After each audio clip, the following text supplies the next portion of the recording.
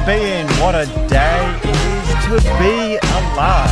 I'm hoping you're well, enjoying your times, staying safe. Welcome back once again to the Andrew Lake Podcast.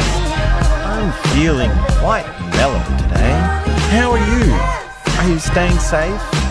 Are you seeing sunshine? We've got our quote of the day, taste your dreams, coming up quite soon.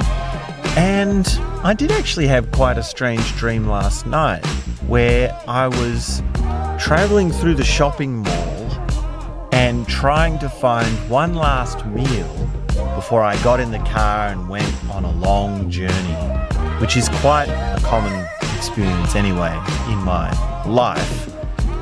And when I got to the place for my last meal, it was closing time. And they were like, oh, we're almost closed. Sorry, we don't have many meals left. We don't have much food left. And I was like, oh, okay, well, what do you have? And they said, well, we've got this one stew, which is a chicken stew, and I can give it to you with chicken breast. Do you know what chicken breast is? Let me explain it to you. It's like the front part of the chicken. And I'm just thinking, my goodness, why are you explaining what chicken breast is to me? And I'm also thinking, how am I going to explain to this guy that I'm vegetarian and that it's not my style? But anyway, he somehow immediately read my mind and said, oh, I'll give you a vegetarian stew with chickpeas. And as he's serving it up, he says, there might be some cross-contamination with meat, but there won't be any meat in there. And anyway, as I was driving off having this meal, I was thinking, should I have one more coffee or should I just not have a coffee? And this is a dilemma where it's like, this is a complex. It's a really curious psychological complex. It's really interesting, this. It's very common. Let me explain it. You say to yourself, okay, I'm not going to have a coffee because I don't want a coffee and I know it's not good for me. And that's what I think many times. But because then you cave in and you have a coffee, you say, oh, well, because I've had one and because I'm not going to have any more after this because I'll go back to my straight edge healthy life, I'll therefore be able to have another one because this is my last chance. This is my last chance for a while. And there's a very funny skit in the movie Coffee and Cigarettes, which plays on this exact psychological complex, where there's two guys sitting in a cafe and they're drinking coffee, and one turns to the other and says, do you smoke? And the guy goes, no, I don't smoke. I quit. Long time ago, I quit. And, the first guy goes, oh, okay, well, do you mind if I do? And he goes, no, I don't mind. You go ahead. So he starts smoking, lights up. And as he's sitting there, his friend, the non-smoker, says, now that I don't smoke, that makes it all right for me to have a smoke. And he pulls out a packet of cigarettes and starts smoking. Right? You see what's going on, right? He's got the complex within him. And of course, his friend is like, hang on, wait a second. I thought you said you don't smoke. And now you're smoking. You've even got your own packet of cigarettes. And he goes, no. I don't smoke, which means I can just, have one every now and then. I'm not a smoker. I don't regularly smoke. I just, just a little, one every now and then. And this is the same sort of complex of having some habit, whether it's drinking coffee or smoking a cigarette or whatever else it is that you might have. It might be something with food, eating meat. It might be something to do with internet use or some sort of, just like a little habit. I'm not talking about hard addictions. I'm not talking about really heavy stuff, just the little things, those basic sort of life habits, those dirty habits, which in and of themselves, there's nothing really wrong with them, but they do hold back certain experiences. They are part of a routine that really does have to build you towards something that is refined. They stop the things that are subtle, the things that are delicate, the things that are very much cultivated in a way that is, particular. So anyway, it's a funny complex. It's this thing within you that says, oh, because I don't smoke, now I can smoke. And because I'm not going to have a coffee after this one coffee, I can have 2 coffees. And because I don't eat meat, I can have 1 meal of meat. And it's like, well, no, you need to have the integrity within you. You need to have the feeling within you. But anyway, this is just ideas that I've got from my dream. And I don't know how this is connected with today's quote of the day. Maybe it is, maybe it's not. But taste your dreams is a juxtaposition, or a kind of, what do you call two things opposed to each other, or sort of connected to each other? A paradox. No, not a paradox. An oxymoron, maybe. Anyway, 2 words, juxtaposition. Taste your dreams. Now, perhaps there's nothing more immediate and present than tasting food, and perhaps there's nothing more distant and far off than dreams, or illusory as dreams. This is an interesting play because we say taste your dreams as in that you enjoy the experience of having your dreams. You enjoy the experience of being in that mode of imagination, of vision within the mind, of motivation. And of course, there is this complex within motivational psychology. This is a foundational complex as well, which is that these 2 sides of building your dreams and having your dreams work in contrast and in a kind of contradiction to each other. So you build your dreams. And I mean, we now know, you've probably heard of this rather popular or starting to come popular car company in the West, which is Build Your Dreams. That's actually a brand name. And this plays on this idea, which is that you have this dream, you have this vision, and it's in this world of the illusory. It's in this world of non-manifest, non-real, non-tangible. It's the noosphere. And you build towards it to make it physical, to make it real, to make it realized, to make it actualized.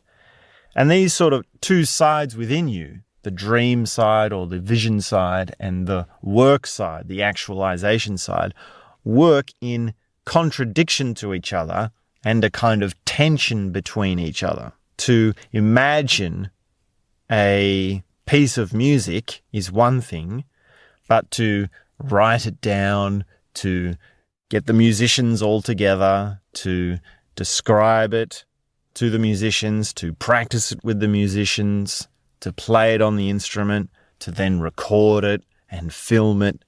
That's the labor of love. That's the work. That's the building. That's the thing that is producing within this tension between dreams and building and working.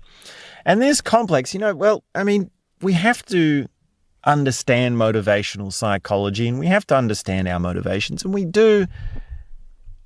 There is value in exploring these complexes. There's value in living life under a set of assumptions and seeing if it works. There's value in experimenting with general life attitudes. And this is a general life attitude. This is a very much large orientation that people live under.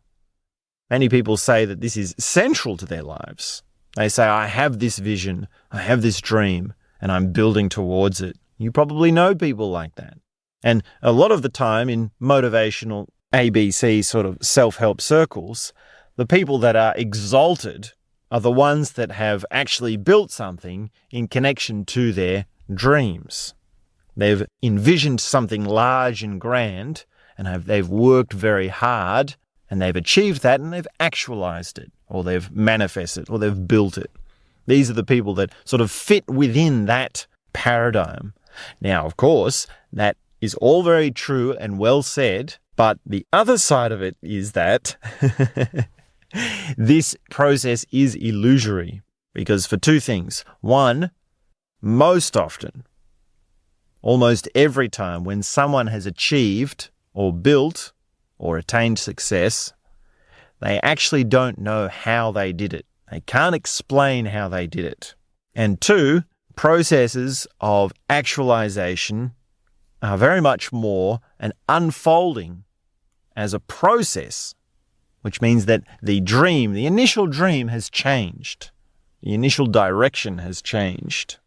Now, of course, when someone attains success and one becomes able to manifest many things, they are able to say very much what happened. What happened is very much different to how it happened. Many speakers, motivational talkers, like to give you a kind of formula and to rationalize unto themselves that their process is repeatable. You see this all the time. You see, copy my process. Just do what I did. If you just do what I did, then you will be able to get what I've got. Now that is a very slippery slope. That is a very tricky little trope that, well, you have to be wary of it. And of course, in some cases, in the world of business and building your dreams, there are things that manifest. There are processes. There are formulas.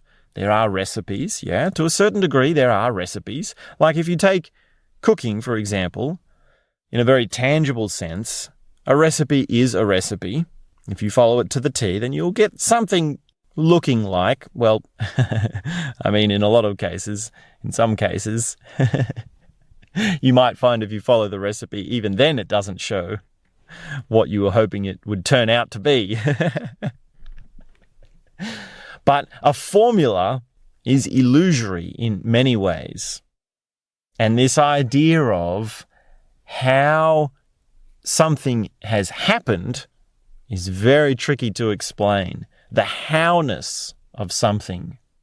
Now, the what-ness is quite straightforward. Anyone can explain their success by what happened.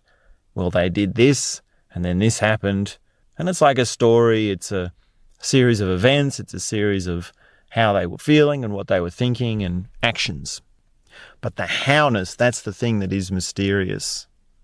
The sense of complex between building and dreaming, having the vision and doing the work. It's very mysterious. Now, that's not to say that because people can't explain it, you shouldn't do it. Yeah, these general broad life attitudes are very much well worth exploring. You really do need to say, this is my dream. What should I do to work towards it? What can I do? And then to go ahead, of course, and do it. And to enjoy the process. Enjoy being able to see, well, this was a mistake, or this is the wrong direction, or this didn't work. Let me try something different. Let me adjust. And these are baby steps, yeah? These are small things. These are little things that happen when the dream is grand and far off. Now, this whole saying of taste your dreams, this is sort of like exactly the thing that we're doing right now with this conversation, which is that we enjoy this conversation, we enjoy this moment, we enjoy the discussion of these complexes as a kind of dreaming, as a kind of thing that is inherent with its own value. Its own value is inherent unto itself. It's got intrinsic value.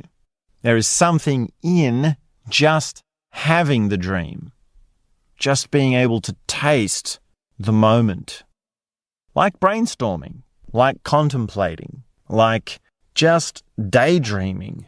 And when you brainstorm and you come up with ideas, especially when you're in a group of people, it can be very pleasurable. It's very exciting. It's very motivating. You get this feeling like you want to jump out of your chair. And when someone says a really good idea, you jump up and you say, yes, that's it. Let's do that. You have this burst of motivation. And of course, brainstorming in a group is, well, it's a process. It's got ups and downs. Someone might say an idea which is a stinker. Yeah? Someone might come up with an idea that doesn't resonate. And you go, nah. Everyone goes, nah, that'll never work. We'll never do that. Yeah, there's no motivation there.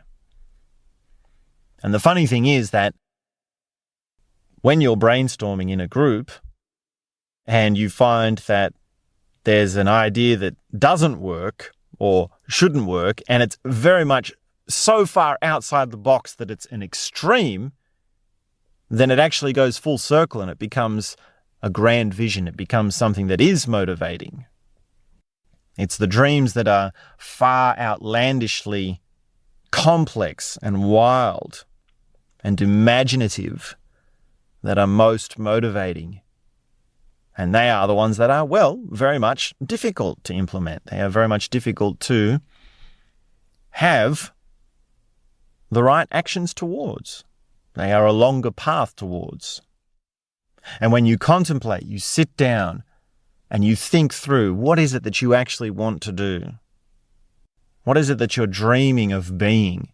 Where is it that you're dreaming of living, of working? What is it that you actually want to build? And you contemplate it by sitting on a cushion, closing your eyes with your legs crossed, with your hands in your lap, and saying to yourself, now, I am going to think this through. And I'm going to enjoy thinking it through. I'm going to allow myself to think whatever it is that I need to think. And I'm going to think about my past experiences as to what worked. And I'm going to think about what I might like to do without restraint. And I'm going to take the time to see what are the first few steps, even if I don't know all of the steps. What are the first few steps? And perhaps daydreaming is something similar to contemplating and brainstorming. And yet it has a different flavor to it. It has a different feeling. It's a different process. It's a different kind of opening to the dreams. It's a different way of tasting the dreams, yeah? If you taste your dreams, it's almost like this. We're saying, taste your dreams and enjoy all the different flavors of it. Taste your dreams in the way that you dream at night when you go to sleep in the bed, of course. We all enjoy dreaming times in the dreamscape. That's sort of given. But then taste your dreams in the way of contemplating and thinking about what is it that you want to do. Taste your dreams in the way of brainstorming in a group of people, and taste your dreams in the way of enjoying brainstorming, enjoying daydreaming. And daydreaming is somehow antithetical to alertness and awareness and a kind of way of being that is what we might more commonly call awake. And of course, maybe all kind of dreaming involves some sort of asleepness, some sort of unconsciousness, some sort of either delving into the unconscious or delving into something that you have since been or always been unaware of. So that's a little bit about dreaming. And I hope you can enjoy this quote of the day, taste your dreams. I hope you can enjoy the taste of the day as well. Enjoy your times, stay safe, and of course, if you can, please leave me a comment on some of these episodes. Subscribe now. There will be more episodes coming, of course. There's always more happening. There's always more coming. And I hope you can stay safe, enjoying the love. Taste your dreams. Taste the day. Enjoy your times. Stay cute. And we'll be back very soon with more. Sending you love. Bye for now. Bye-bye. Enjoy your times. Bye-bye.